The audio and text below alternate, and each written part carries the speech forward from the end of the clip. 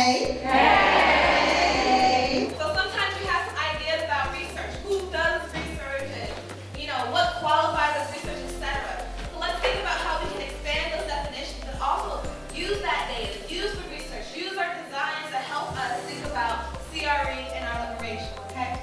We're standing on sitting in Lenape language. I just want to honor them and let their truth not go unspoken. We're fighting for our minds, we're fighting for our kids' minds, we're fighting for the minds of our history, for our culture, for our people.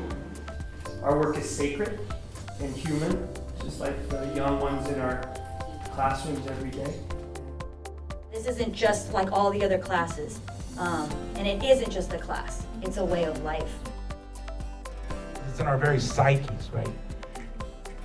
And I say our, because we're doing this decolonial work, this decolonizing work along with our students, because we are subjects of the same colonization as our students. We're actually going to do this work right after the conference ends.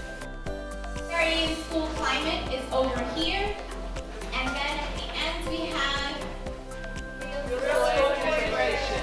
This is the place we center to earn the respect of future generations.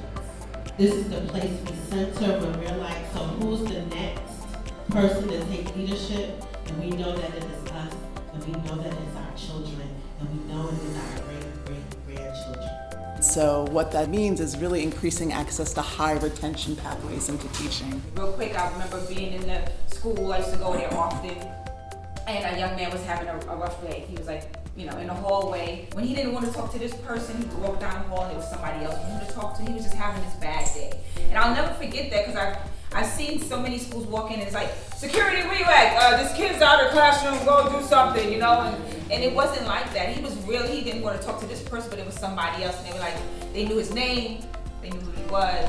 I felt like really guys didn't matter until I got to City College, and then all of my professors were professors of color.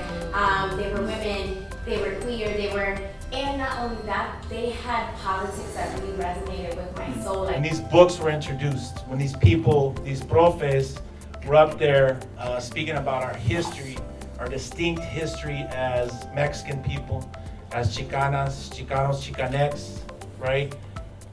That was very validating. So I fell in love with this.